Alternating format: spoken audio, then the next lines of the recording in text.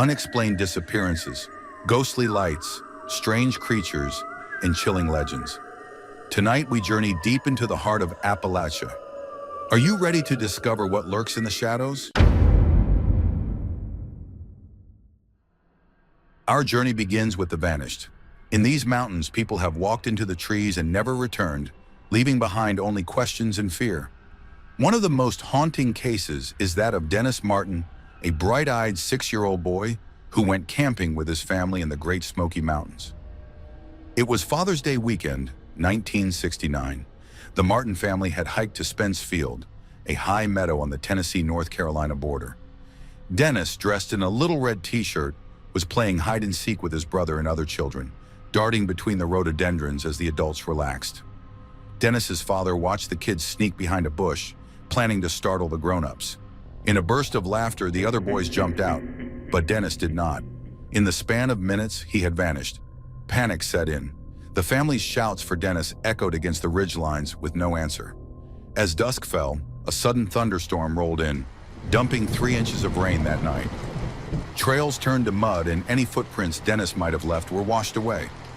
Thus began one of the largest search and rescue operations in National Park Service history. Over the next week, 1,400 people, park rangers, volunteers, National Guard troops, even Green Beret Special Forces, scoured the mountains for the missing boy. They found nothing. Not a shred of clothing, not a single clue. Dennis Martin had disappeared as if into thin air. More than half a century later, his fate remains unknown. Some believe he fell victim to a bear or mountain lion or succumbed to the elements. But others whisper a more disturbing theory, that Dennis was taken. In fact, another family in the park reported seeing something strange that same afternoon. A wild-looking man lurking in the woods, and a shrill scream echoing through the forest. Could an unknown hermit or feral human have abducted the boy? The idea sounds like a campfire tale, yet it's a theory even Dennis's own father wondered about. The mystery of Dennis Martin casts a long shadow over the Smokies, a reminder that these forests can keep their secrets. Now travel a few hundred miles north and back in time to the late 1940s, where a spate of disappearances in the Green Mountains of Vermont gave birth to the legend of the Bennington Triangle. In a remote area near Glastonbury Mountain, people began vanishing in alarming numbers, so many that locals compared it to the Bermuda Triangle on land.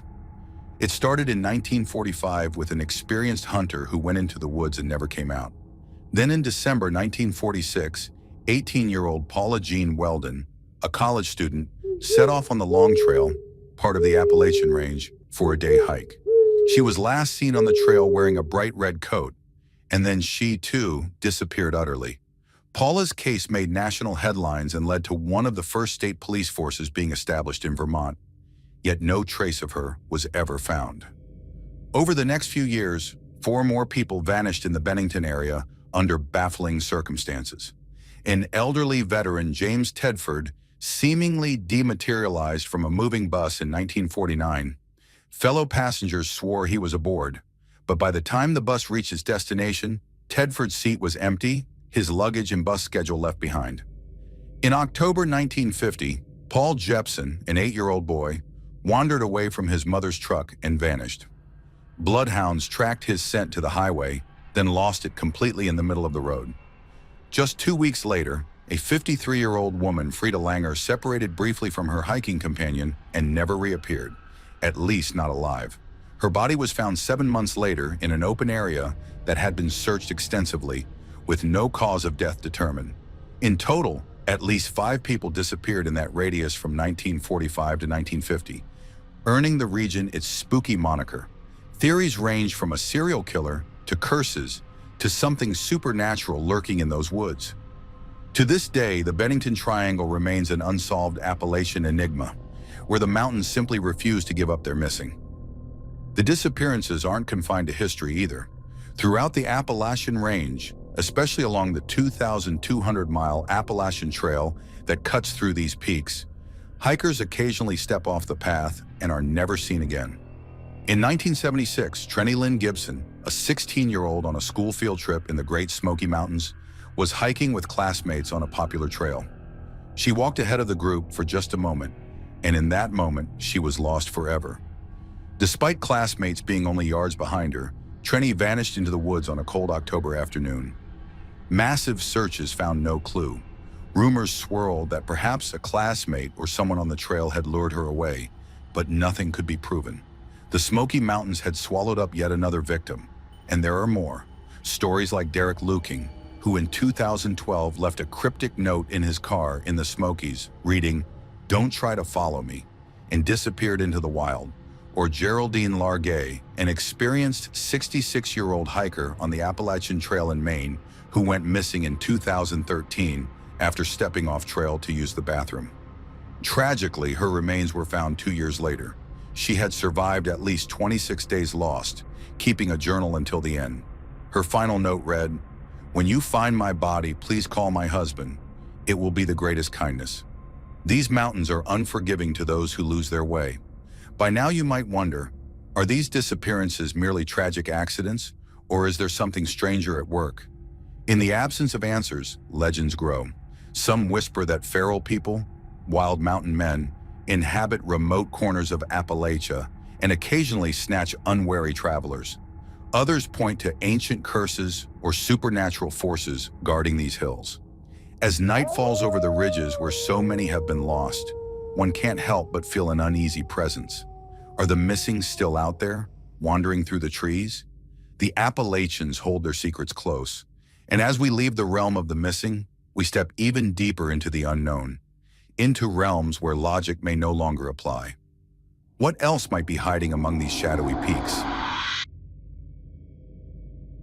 When the sun dips behind the mountains and darkness blankets the hollows, many say the Appalachian woods come alive with the paranormal. For centuries, people have reported eerie lights, ghostly apparitions, and spectral sounds that defy explanation. One famous phenomenon has repeated so often that it's entered local folklore: the Brown Mountain Lights of North Carolina. Imagine standing on a quiet ridge in the Linville Gorge on a clear, starless night. Below you lies Brown Mountain, a long, flat-topped ridge rising about 2,600 feet, unremarkable by day, but by night it may offer a spectacle that sends shivers down the spine. Suddenly, floating above the treetops, a globe of light appears, then another and another. These orbs of various colors bob and dance in the air, flickering like spectral lanterns. They hover, drift along the ridge, then silently rise up and fade away into the sky. Countless witnesses have seen them. These accounts date back at least to the 1700s. In fact, according to Cherokee oral history, their existence may go back even further. Explanations? There are many, but none proven. Scientists have investigated possible gases or reflections of car headlights far off. Yet the mystery endures because the lights were reported long before automobiles existed. Legends sprung up to fill the gap. One Cherokee tale says they are the souls of maidens searching for their warrior husbands killed in an ancient battle on Brown Mountain. Another story from the 19th century speaks of a poor woman murdered by her husband near the mountain. The ghostly lights were said to be her spirit come to expose the crime. And a particularly poignant yarn tells of a lost hunter and his faithful slave. When the hunter disappeared in the gorge, the slave took a lantern and went looking, never to return. Ever since, the lights seen wandering the mountain are believed to be that slave's lantern, eternally searching for his master.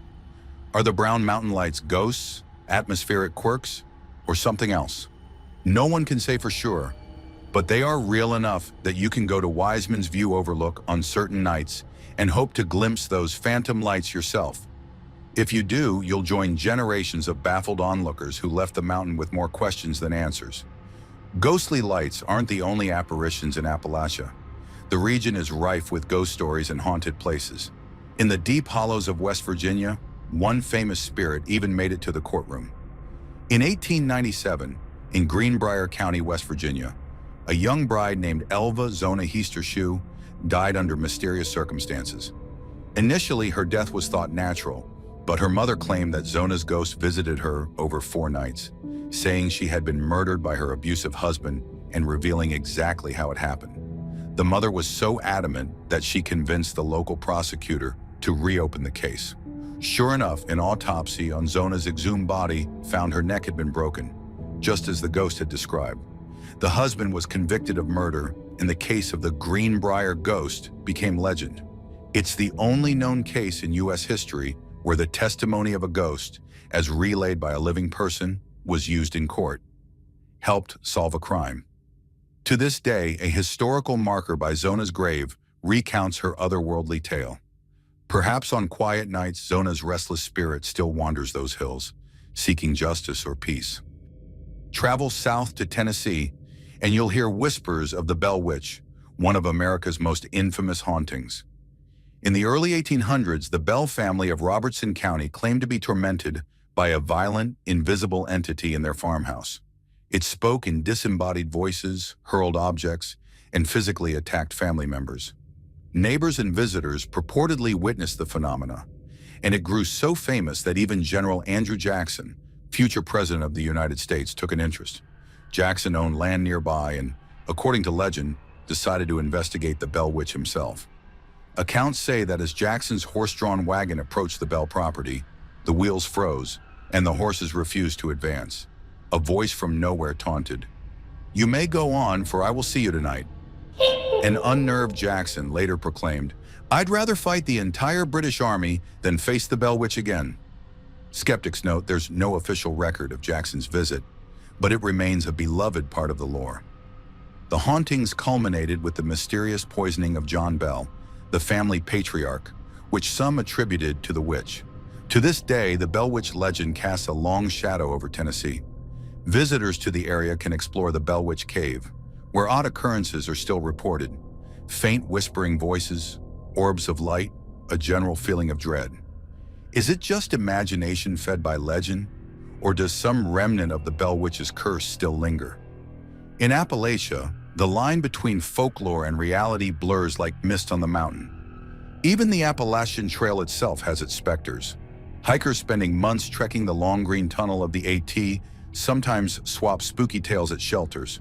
For instance, Wapiti Shelter in Virginia is notorious among thru hikers for an unsettling history. In 1981, 2 young hikers were brutally murdered there by a disturbed loner. Ever since, campers at Wapiti on lonely nights have reported hearing blood-curdling screams that seem to come from the woods and fade into nothing. Some have felt an oppressive presence, as if the forest itself remembers the crime. Another shelter, Vandevander Shelter in Tennessee, sits perched on a ridge overlooking a lake.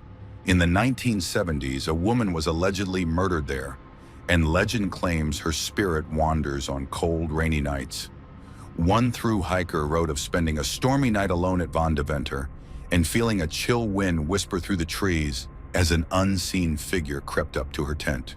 In her words, "At night, when the rain falls and the wind howls, you can hear a forlorn voice say, 'I'm here.'" Needless to say, she didn't sleep much. While such ghost stories are often shared with a wink around a campfire, those who experience them speak in sober tones. Out there, miles from civilization, when the fog moves in and your fire dies down, even a skeptic's mind can play tricks. Is that figure in the darkness a fellow hiker, or something else entirely? From ghostly lights to haunted hollows, the Appalachian Mountains are alive with tales of the paranormal. Perhaps it's the isolation and the age of these hills. People have lived and died here for thousands of years, leaving echoes. Battlefields of the Civil War pockmark the region, and locals swear that on misty nights you can still hear the distant boom of cannons or see the silhouettes of soldiers at Gettysburg or Chickamauga, reenacting battles long lost. Countless abandoned coal towns and mountain homesteads dot the landscape, their buildings slowly reclaimed by nature, and residents tell of seeing lights in the windows or hearing phantom footfalls in empty rooms. Spend enough time in these mountains, and you just might encounter something that tests the limits of your understanding. But apparitions and phantoms are not the only entities said to roam Appalachia. In the dense thickets and shadowy ravines, something more corporeal, yet no less mysterious, is believed to lurk.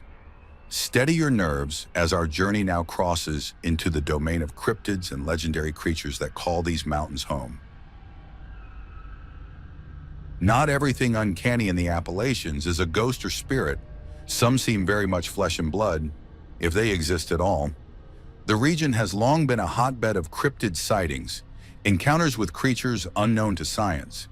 Ask the old-timers, and many will swear on Grandma's Bible that they once saw something huge and hairy stalking the woods, or a monstrous winged being swooping over a hollow. One of the most enduring legends is of the Appalachian Bigfoot, often called by colorful local names like the Wood Booger in Virginia or the Hill Monkey, or Booger Man in the Deep South. Generations of mountain folk have passed down stories of a giant, shaggy, man-like ape roaming the remote forests. In the 1700s, Cherokee hunters spoke of encountering a race of hairy giants. Daniel Boone himself, the famed frontiersman, wrote in his journal of killing a Yahoo, a term some interpret as a Bigfoot, in 1782 in Kentucky. In modern times, sightings continue. Enormous footprints found by hikers, eerie whooping calls echoing through the hollows at dusk, tree branches snapped at heights far above a human's reach. In the dense swamps of the Florida Panhandle, the southernmost stretch of the Appalachian chain, they call him the skunk ape, a foul-smelling, reddish-furred giant. In the mountains of West Virginia and Pennsylvania, people tell of the smell of rotten eggs and a feeling of being watched just before a massive shape emerges from the tree line. Is it just bears misidentified? Perhaps black bears can rear up on hind legs and shock an untrained observer. But some encounters are hard to dismiss. Consider the 1976 report from rural Carter County, Tennessee, where several witnesses over a week claimed a 8-foot-tall beast raided chicken coops and left footprints 17 inches long. Or the 2015 video from North Carolina's Pisgah National Forest showing a distant bipedal figure striding up a slope, too large to be a man. While definitive proof remains elusive, just like in every Bigfoot tale, the legend persists with a life of its own. The Wood Booger even became a tongue-in-cheek mascot for one Virginia town that declared itself the Wood Booger capital.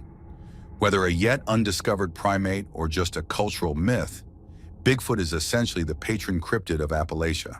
And on a lonely night trek, it's easy to see how one might imagine a hulking silhouette among the trees.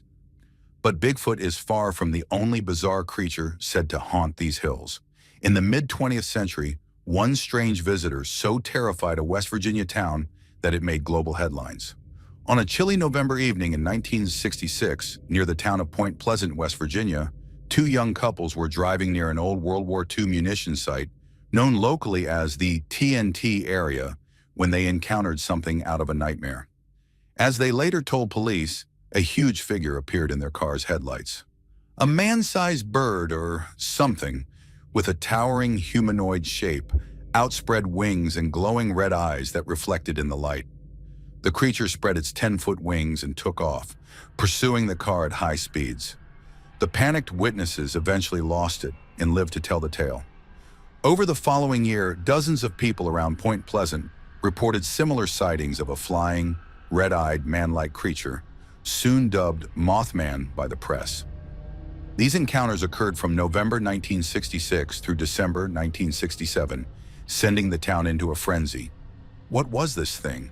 Some thought it an alien, others a mutant bird from the polluted TNT area. Some even suggested a curse or a demon. Then abruptly the sighting stopped.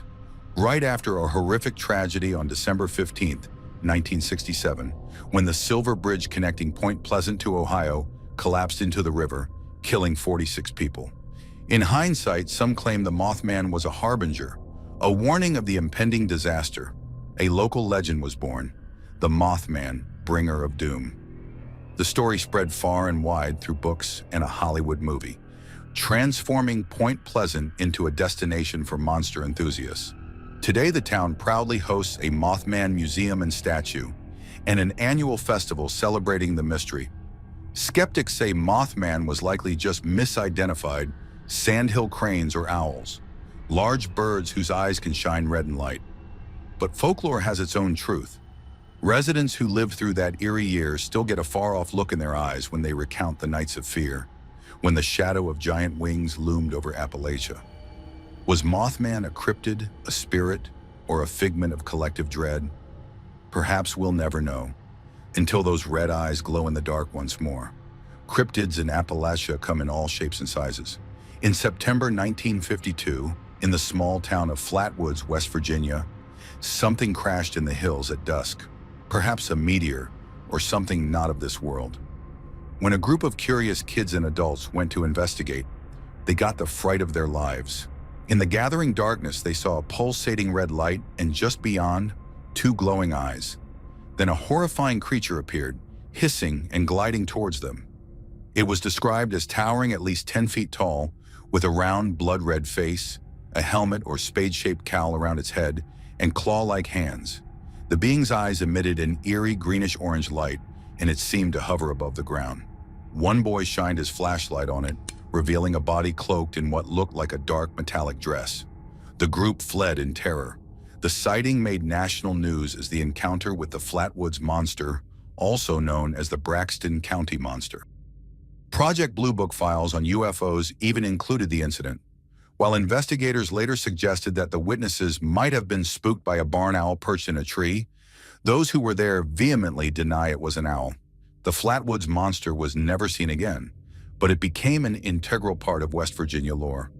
A reminder that something truly bizarre visited their town one night. To this day, Flatwoods embraces its monster. There's a museum and even monster chairs shaped like the creature's head around town. Was it an alien, a cryptid, or just mass hysteria? The witnesses would tell you it was real, and it was awful. And then there are the really strange Appalachian creatures, tales of the Wampus Cat, the Snallygaster, the White Things, and the Devil Monkeys, to name a few. The Wampus Cat springs from Cherokee mythology and frontier folklore, described variously as a half-woman, half-mountain lion spirit, or simply a huge, fearsome, panther-like beast with glowing eyes. One legend says a Cherokee woman once donned the pelt of a cougar to spy on a sacred tribal ceremony. As punishment, the spirits cursed her to become a monstrous, cat-like entity doomed to roam the hills forever.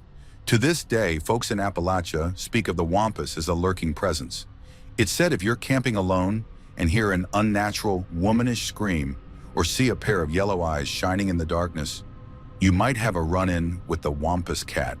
The Snallygaster, meanwhile, comes from the hills of Maryland, a dragon-like creature with a single eye and tentacles, reputed in early settler days to snatch livestock before flying off into the night.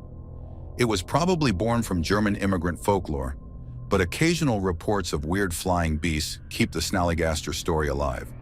And what of the devil monkeys? In the 1950s, several eyewitnesses in rural Virginia and Kentucky described encounters with large baboon-like creatures attacking cars and pets.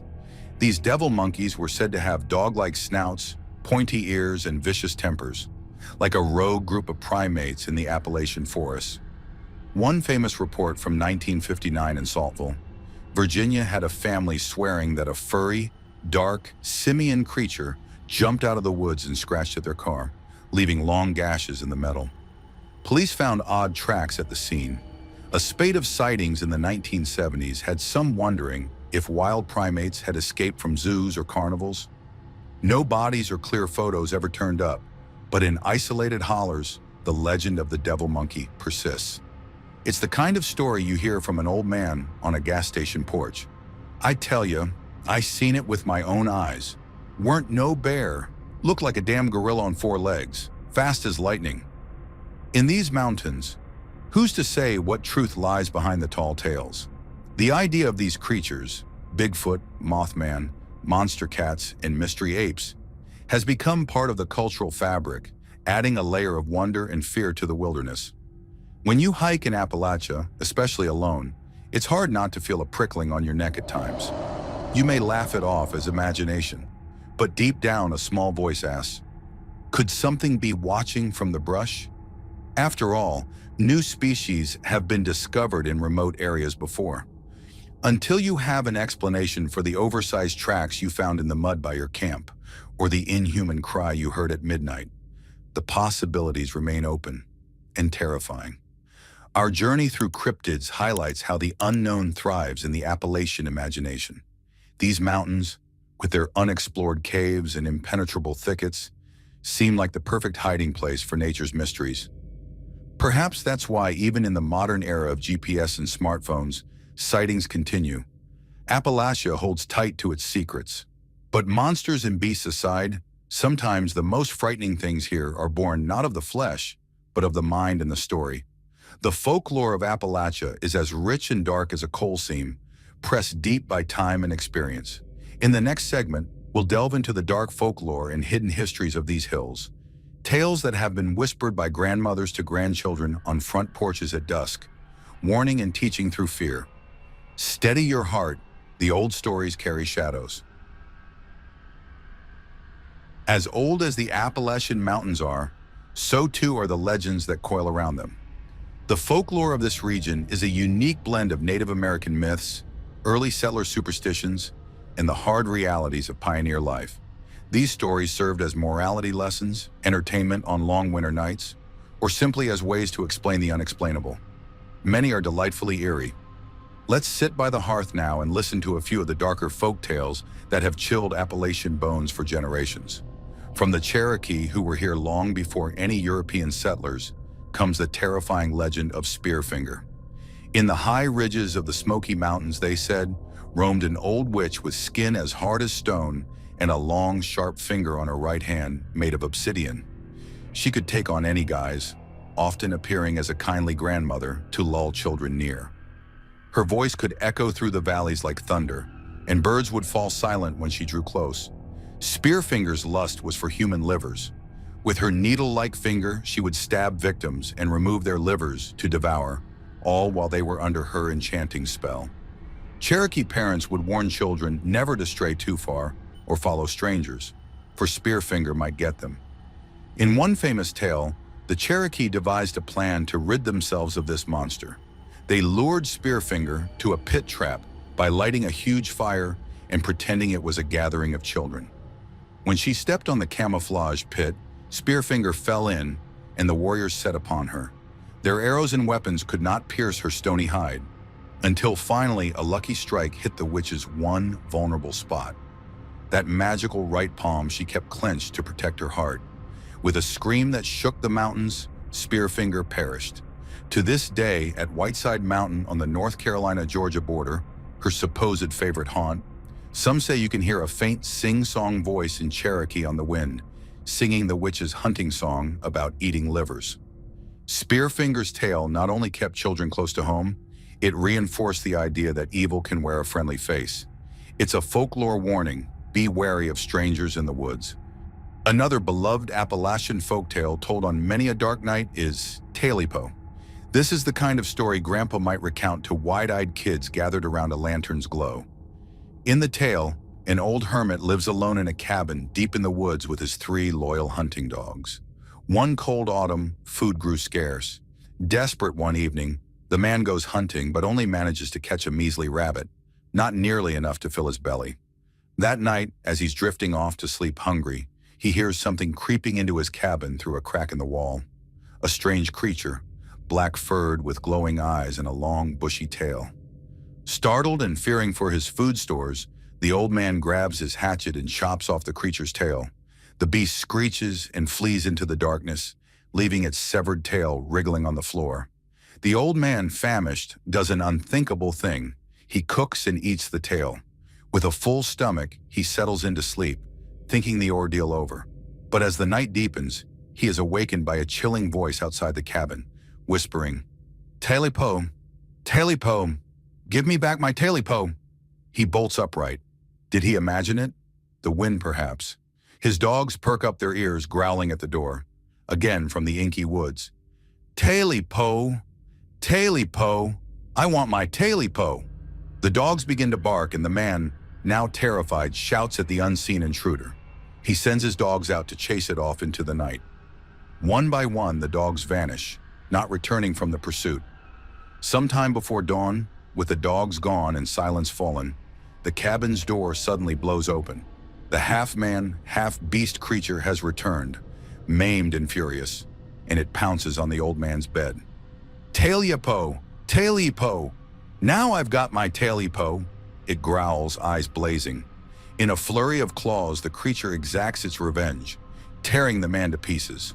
By morning, nothing remains of the cabin except a pile of logs in the stone chimney. And on quiet nights when the moon is new, Folks say you can still hear a raspy voice on the wind around that old ruin. Talipo. Talipo.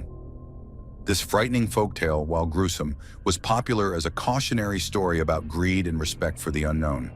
It's essentially the Appalachian version of a boogeyman story, a reminder that if you take something that isn't yours, you may pay a dire price. Many a youngster was kept from wandering into the woods or messing with wild creatures by the fear that the Talipo might be lurking just beyond the tree line, waiting to reclaim what was taken. In isolated mountain communities, belief in witchcraft and granny magic persisted well into the 20th century. Unlike the evil spearfinger type, granny witches were often village-wise women who used folk remedies and charms, but there were also whispers of dark witches who could curse crops or cattle, or cause sickness from afar. One famous story from Kentucky is the witch girl of Pilot's Knob, the grave of a young girl said to have been a witch, buried with a steel cage over her grave to keep her from clawing out. Superstition held that her spirit, a malevolent little thing in a white dress, could be seen wandering inside the iron fence on some nights, unable to escape, and woe to anyone who got too close and met her eyes. In Virginia, they speak of the bunnymen and the bewitched dancing chairs, odd local tales of ghosts and curses. And nearly everywhere in Appalachia, you'll find some version of the White Lady ghost, often the spirit of a woman who died tragically, seen walking along deserted back roads or near old bridges, wearing a pale dress. West Virginia's Greenbrier ghost we already discussed, but there's also the Lady in White of Bramwell, West Virginia, allegedly the ghost of a heartbroken widow who roams the streets of the once prosperous coal town at dusk. She appears real to those who encounter her, until she suddenly fades away, leaving the scent of lavender. Whether one believes in ghosts or not, these tales clearly serve to inject excitement and caution into everyday life. When coal miners sat around a fire at the end of a long shift swapping ghost stories, it was as much about bonding and scaring away the loneliness as anything supernatural. Yet some folklore isn't about ghosts or monsters at all, but about people, real or imagined, whose stories have taken on mythic status. Take the legend of the Melungeons, a mysterious, reclusive group of dark-skinned people in the mountains of Tennessee and Kentucky. For centuries, they were rumored to be of some secret lineage, blue-eyed Indians, or the lost colony of Roanoke, or even descendants of shipwrecked Portuguese sailors or Ottoman Turks who somehow made their way into the Appalachian hollows. In reality, Melungeons were likely a triracial isolate, European, African, and Native American ancestry, who faced discrimination for being different. But the mystery of their origins became part of Appalachian lore, spawning wild theories and novels. This is part of the hidden history of Appalachia. Isolated communities cut off from mainstream America, developing their own rich cultures and myths. Similarly, the mountains harbor tales of lost treasures, like John Swift's lost silver mine, supposedly in the Kentucky or Virginia Appalachians. Legend says in the 1760s, an Englishman named Swift found a massive vein of pure silver in a cave and minted coins from it, but later went blind and could never relocate the mine.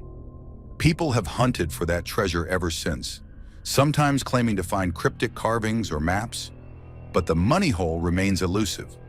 Such tales of hidden mines or Confederate gold hidden in caverns during the Civil War add an adventurous flair to Appalachian lore. The idea that great secrets lie beneath these hills, waiting for a fortunate soul to unearth them. And we cannot discuss Appalachian folklore without mentioning the superstitions, those little beliefs and customs that persist in mountain life. Many are lighthearted, painting the porch ceiling haint blue to ward off evil spirits, a tradition borrowed from Gullah culture but popular in the South, or saying bread and butter if you and a friend walking together split to either side of a post to prevent bad luck.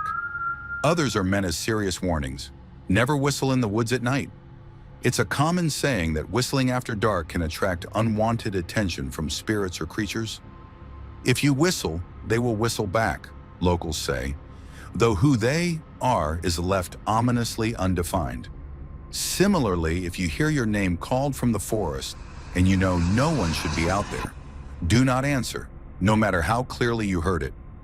The belief is that something evil, maybe a stalker called the Black Watcher or an old jinn is trying to lure you away. Mountain folk also believe strongly in signs and omens.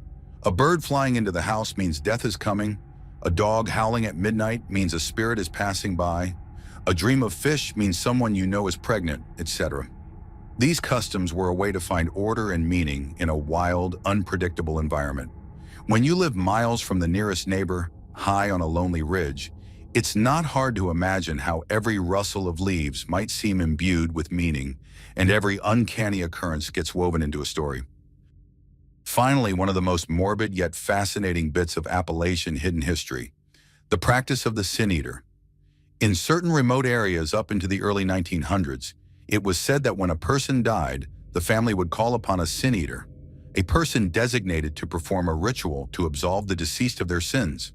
The Sin Eater would sit by the corpse, and a piece of bread or meal would be placed upon the dead body. The belief was that the bread would absorb the sins of the dearly departed. The Sin Eater then ate the bread and drank a cup of wine or ale, thereby taking on the person's sins onto themselves. This act would allow the soul of the departed to ascend to heaven cleansed, while the Sin Eater lived with the burden of those sins. It was usually a role taken up by a very poor person, often socially shunned afterward. People didn't want to mingle with someone filled with others' sins. This tradition, originating in the British Isles, found its way to Appalachia through Scots-Irish immigrants and persisted quietly in some hollows. It's a dark, melancholic custom. Imagine the lonely Sin Eater doing this grim feast in silence, performing a service everyone needs but no one talks about. While not a ghost story, it shows how real-life folklore in Appalachia can be just as macabre as any monster tale. The Sin Eater's existence alone is like something from a Gothic novel, yet it's a bona fide part of Appalachian heritage and belief. These folktales and hidden practices cast a long cultural shadow. Even today, an Appalachian child might grow up hearing about Spearfinger or the Bell Witch, might know someone who nails a horseshoe above the door to keep witches out, or might avoid a certain rock outcrop because that's the devil's courthouse. Best not climb it on Sunday. The old stories give the mountains their character and help explain the unexplainable. They also serve as a source of identity, an Appalachian pride in a heritage of storytelling and resilience. After all, many folklore tales double as survival lessons. They warn about wandering alone, about respecting elders, about not taking more than you need, and about the dangers that pride or foolish curiosity can bring. And speaking of survival, not every scary experience in these mountains ends in tragedy. Some people walk out of the woods with harrowing tales of endurance and luck, living testaments to the indomitable human spirit against Appalachia's challenges. In our final chapter, we turn to true survival stories from these dark hills, accounts that are chilling in their own right, yet ultimately inspiring. Not everyone who confronts the hazards and mysteries of the Appalachian Mountains is lost to them. Some survive against all odds, escaping with stories that sound like legends themselves. These mountains can be cruel, but those who endure their trials often describe a fine line between life and death, and sometimes brushes with the supernatural as well. Gather close now as we recount a few chilling survival stories that prove fact can be as riveting as fiction. High in the Blue Ridge of Virginia in spring 2009, a hiker named Kenneth Knight set off with a group on a multi-day backpacking trip on the Appalachian Trail. Kenneth was no ordinary hiker. He was legally blind, with only one good eye and very limited vision. Despite this challenge, he was an experienced trekker who had logged hundreds of miles. For most of the journey, Kenneth managed fine by sticking with his group. But one day, the hikers became separated over miles of steep terrain. Kenneth, moving at his own careful pace, suddenly realized he'd missed a turn or lost the white blazed trail markers. Alone in a wilderness he could barely see, he was truly lost. As daylight dwindled and panic bubbled up, Kenneth remembered the cardinal rule of survival. Stop and stay put if you're lost. He found a small clearing on a knoll near a stream and decided to make that his camp until help arrived. That first night was terrifying. Every sound amplified in the darkness. The hoot of an owl, the crack of distant branches. But Kenneth steeled himself. By day, he gathered water from the stream and rationed the little food he had, some trail mix, and dehydrated meals. He built a small fire and spelled out "help" on the ground with rocks and sticks. Each passing day, he expected to hear the shouts of a search party, but the forest remained quiet except for nature's murmurs. 3 days passed, then 4. Kenneth's food ran out, and cold rain drenched him one night. Still, he held on. On the 6th day, weak and tired, he heard the miracle sound of voices, hunters moving through the forest. He hollered with all his might. The hunters couldn't believe their eyes when they stumbled upon a half-blind lone hiker who had survived nearly a week alone. Kenneth was saved. His story hit the news as an incredible tale of endurance. How did he manage? Kenneth later said he conquered fear by focusing on tasks, tending his fire, purifying water, and praying for rescue. He never ventured far from his knoll camp for fear of getting even more lost, demonstrating a clear head under pressure. His survival is a testament to patience and fortitude, and perhaps that something was watching out for him in those lonely woods. In another story, the very earth tried to entomb its victims, yet they lived to tell the tale. In May 1968, deep under the hills of West Virginia, a crew of coal miners began their shift at the Saxwell No. 8 mine near Hominy Falls. Without warning, disaster struck. Their drilling hit an unseen pocket of water from an old abandoned mine above. A torrent of water gushed in, flooding the shafts with millions of gallons.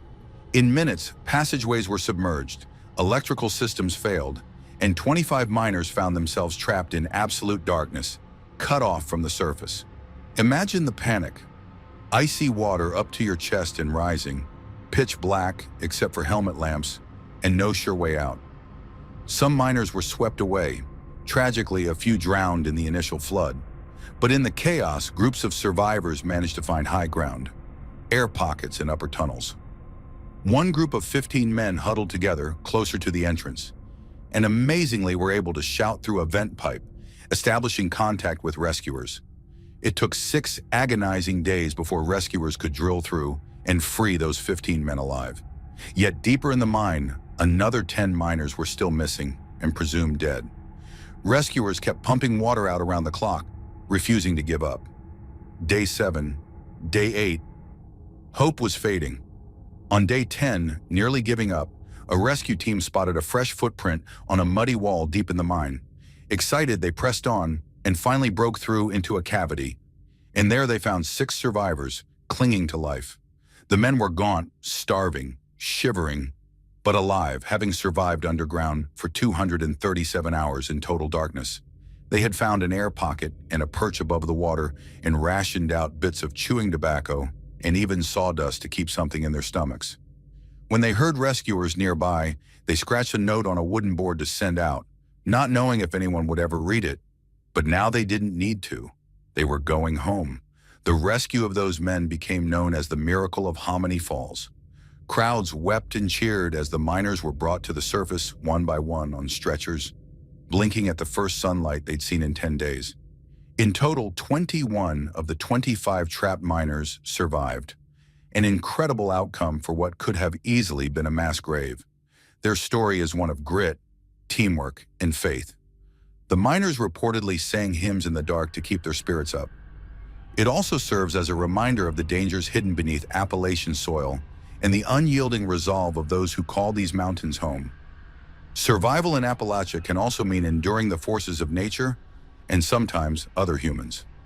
Consider the case of Julian Williams and Lolly Winans, 2 young women who in 1996 went backpacking in Shenandoah National Park, Virginia, and were targeted by a killer, or the numerous solo hikers who have been injured or stranded but found ways to carry on.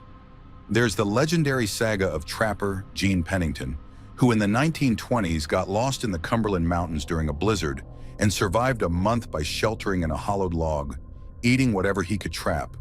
Or the modern story of a man in the Smokies who fell into a ravine and broke his leg. He couldn't climb out, so he fashioned a splint from tree branches and crawled for 2 days until rangers found him dehydrated but alive. One Appalachian Trail thru hiker tells of fighting off hypothermia after a sudden early October snow at 5,000 feet. He credits the ghost of an old trail maintainer for nudging him awake whenever he drifted towards sleep. keeping him moving all night until dawn saved him. Whether one believes the ghost part or not, he believes it, and it adds a mystical grace note to his survival story. And then there are those who survive encounters with the mountain wildlife. Black bear attacks are rare but not unheard of. In 2015, on the Hazel Creek Trail in North Carolina, a bear attacked a father and his 16-year-old son in their tent at night. The father, though injured, managed to scare the bear off by punching and shouting, and he kept his bleeding son alive until help arrived. In 2018, a thru hiker named Lily and her partner were camping in Virginia when two aggressive bears came into their campsite, possibly habituated to human food. The bears bluff-charged and one swatted their tent, but the couple kept their nerve. They yelled, banged pots, even threw rocks, refusing to run, knowing that could trigger a chase. After a harrowing standoff, the bears finally left, and the hikers escaped physically unharmed. Lily later wrote that it felt like a miracle. The bears did everything short of mauling them, and she was convinced only her preparedness and a dose of luck prevented a tragedy. Surviving such a direct encounter leaves a person deeply shaken, yet it's also a powerful story of keeping calm under life or death pressure. Each survival tale from the Appalachians carries its own lesson. Kenneth Knight's story teaches the importance of preparation. The Hominy Falls miracle highlights perseverance and hope when literally buried alive. Others underscore respecting nature's might. Weather can turn deadly fast in the mountains. Wildlife demands caution. A simple turned ankle on a remote trail can escalate to a survival situation if you're alone. The people of Appalachia have a reputation for toughness, born partly from these stories. Families pass down not only folk tales of ghosts, but also the real tales of Uncle So-and-so, who survived the blizzard of '53 by melting snow for water, or Grandma who as a girl fought off a rabid bobcat with a broom. These true accounts become community lore and instill a respect for the mountain's dangers alongside love for their beauty. As our long journey through the dark and strange corners of the Appalachian Mountains comes to an end, what have we learned?